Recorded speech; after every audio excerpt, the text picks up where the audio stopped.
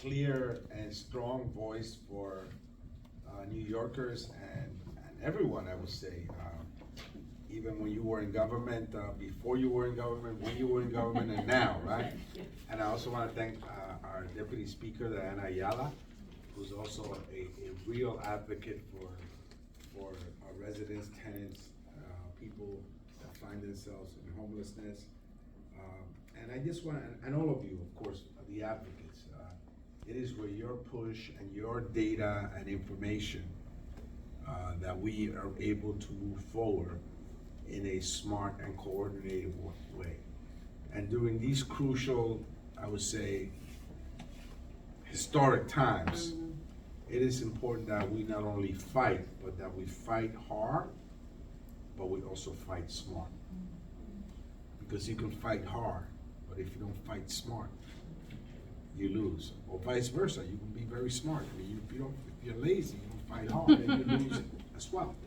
So it's gotta be that combination, right? And so at the end of last year, when I got elected Congressional Hispanic Caucus Chair, we had a retreat, and we decided to adopt several issues. One of them, of course, we're always caught in this dilemma in the caucus because immigration is an emblematic issue. But we care about other things. Of course, immigration is us, but so is housing, and so is education, and so is health. So we don't want to go out there and get typecast as being a one-issue caucus, when in fact we care about a bunch of other things. But we also know that immigration is right now at the forefront of the debate, the national debate, and we cannot be absent from that debate. So we decided to, first of all, in the immigration front, we decided to try to shape our messaging, because we recognize that we have been reckless, if not weak, in our messaging in general, right? Not just with immigration, but with everything. We're a big tent group that has diverse opinions, and often, because we got so many opinions, we lose the message rule. And so we decided to concentrate and say on immigration. Not that we don't care about other things, because immigration is a very multi-issue debate. You have TPS, you have deportees, you have work permits, you have family reunification, you got so many things. We said immigration, we're going to have it in 3 major categories, without ignoring the others: dreamers, farm workers, and keeping families together. That was our message. We believe in dreamers. We got to regularize farm workers because they're not showing up to work, and then if they don't show up to work, it's going to show up in our cash register. And we got to keep families together. Now, keeping families together is a very broad, you could almost fit everything in there. And then we also began to message about the mass deportation chaos, right? So that was immigration. Then we said, we got to talk about housing. Because we recognize that the numbers say, for example, here, 36% of East Harlem residents are severely rent burdened, meaning that 50% of their monthly income goes to rent. 132,000 New York City households rely on Section 8 housing voucher. And the New York Housing Authority has a backlog of $80 billion for repair and capital needs. You imagine that? And 1 in 8 of all New York City students reported being homeless during the 23-24 school year. So housing, and particularly here in East Harlem, is in a crisis mode.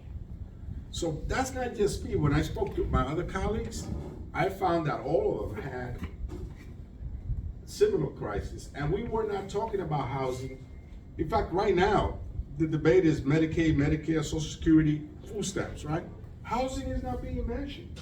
But back in November, when we had this retreat, we said, no, we're gonna talk about housing, and this is part of that, right?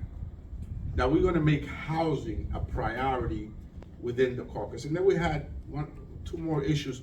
And finally, we felt that all of those priorities that we set out, we need to really message better, because we have lost the messaging war with that. It's just, we've been crushed that way. You know, on the other side says a lie 1,000 times, and then it becomes the truth all of a sudden. And so we got to address that. But housing will become, and there are certain members like Nydia Velasquez, right?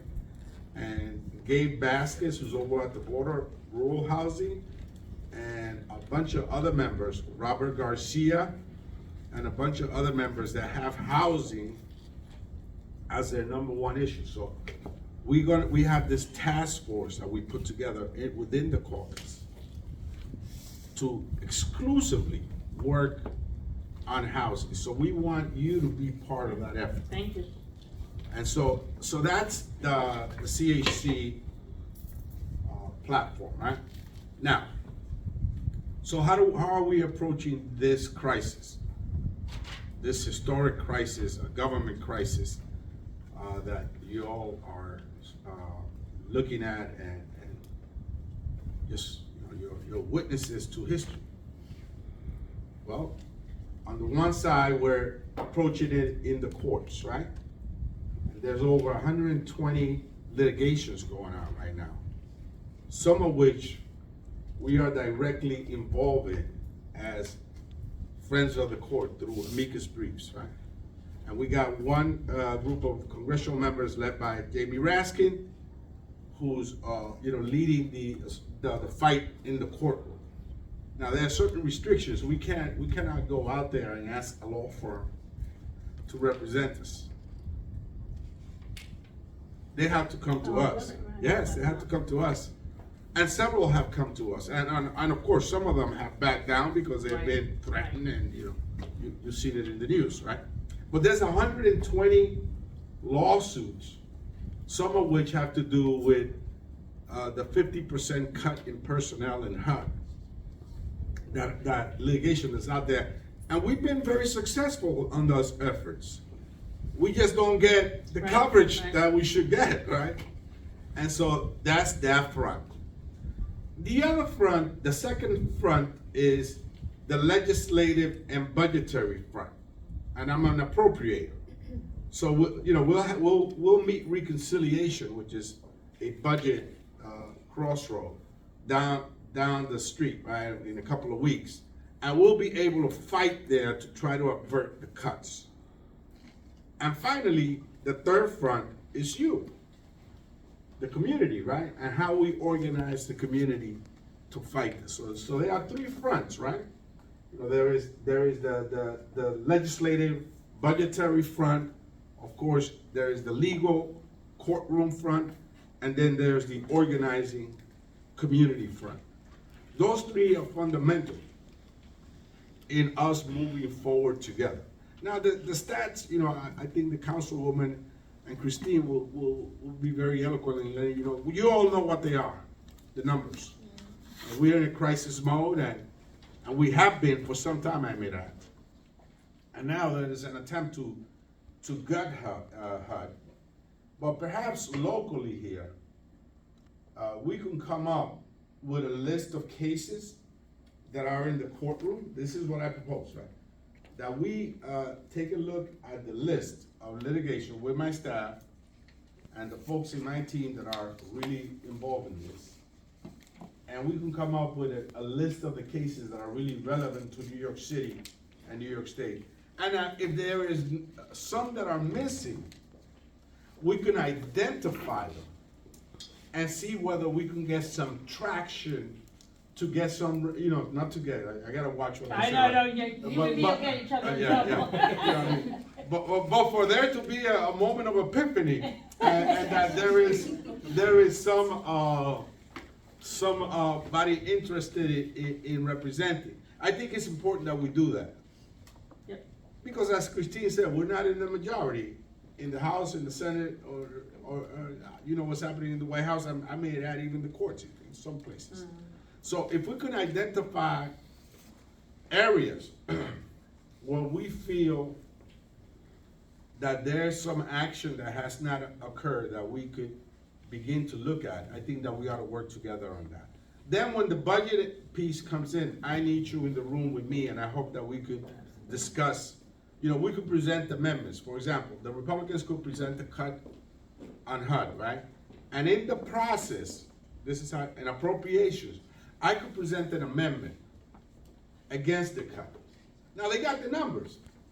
They're probably gonna pass the cut, but I could force them to take votes for the cuts. And now that's on the record. And next year, they're gonna have to answer to their constituency that this is why the Medicaid cuts are so critical and so controversial. Because a good number, I have 500,000 people that are on Medicaid out of 780,000 people. And 118,000 people that are on Medicare. About 630,000 people in my district out of 780 are on Medicaid and Medicare.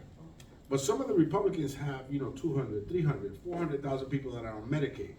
Imagine it, when they vote for a cut next year, they're gonna have to explain that vote.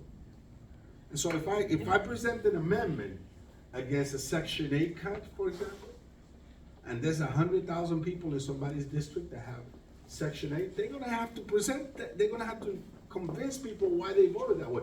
And this is what we need to do together, right? Yep. And so this is what I propose to you, to work with you in developing, number one, a list of legal areas where there could be action. Number two, to be ready for the budget debate and the appropriations debate. And number three, to continue to organize with community groups like yourself. Thank you so much.